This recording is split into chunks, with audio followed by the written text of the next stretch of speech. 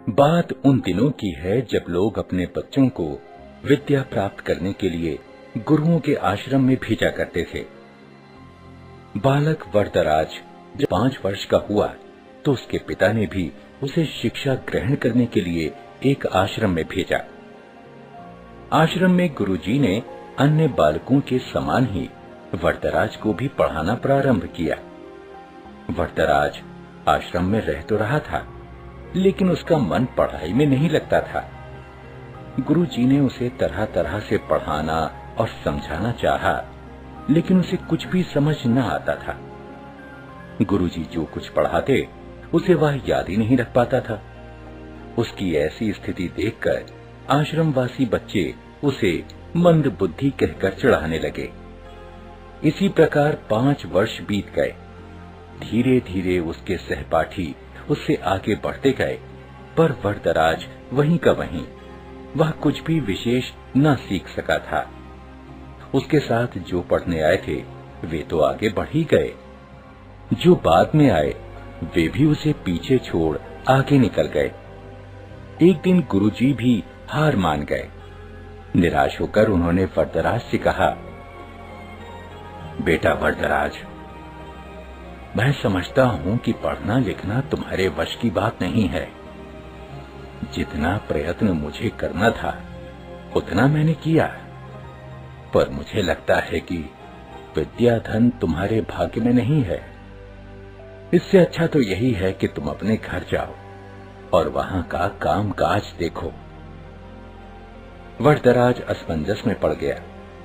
गुरुजी के मना करने के कारण उसे अपना भविष्य अंधकारमय लगने लगा।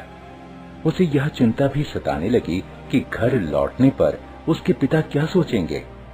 गांव के लोग भी उसे मूर्ख महामूर्ख कहकर दुत्कारेंगे। वरदराज करता भी तो क्या, उसने अपना सामान समेटा, गुरुजी के चरण छुए और वह भारी मन से विदा हुआ। वह उदास होकर अनमने भाव से चला जा रहा था। घर वापस जाने का उसका जरा भी मन नहीं था, पर कोई और ठिकाना भी तो नहीं था। कहां जाए क्या, उसकी समझ में कुछ भी नहीं आ रहा था। वह सवेरे चला था और अब दोपहर हो आई थी।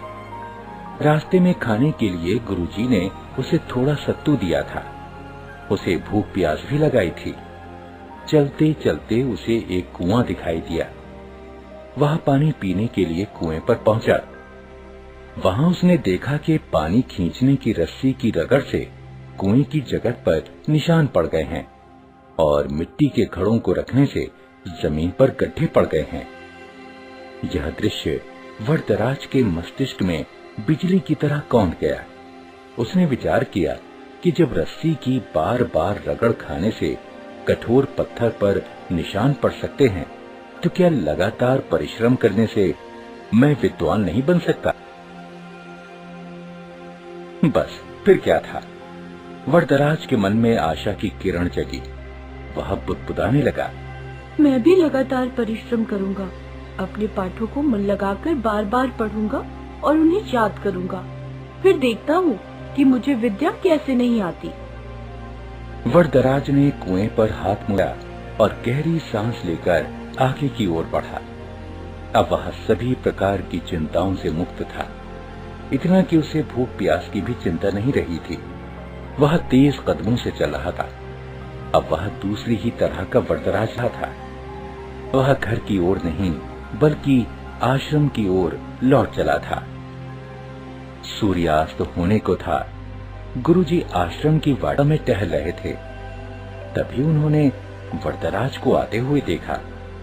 उन्हें लगा कि शायद आश्रम में कुछ छूट गया हो, जिसे लेने वह लौटा है। वरदराज ने गुरुजी के पास पहुंचकर उनके चरण स्पर्श किए। गुरुजी ने प्यार से पूछा, क्या बात है बेटा, क्या तुम्हारा कुछ सामान छूट गया जिसे लेने तुम्हें लौटना पड़ा? वरदराज नम्रता पूर्वक बोला, हाँ गुरुजी, मेरी विद्या यही छूट गई है, जिसे इस बार मैं अवश्य लेकर जाऊंगा। अब मेरी आंखें खुल गई हैं। मैंने निश्चय किया है कि मैं पूरी लगन और परिश्रम से पढ़ूंगा। अब कभी आपको निराश होने का अवसर नहीं दूंगा। गुरुजी का दिल पसीज गया। उन्होंने वरदराज को गौर से देखा। उसकी आंखों में चमक थी। गुरुजी ने इतना भर ही कहा, तुम जो कुछ कह रहे हो, यदि उसे कर दिखाओगे तो मुझे बड़ी प्रसन्नता होगी।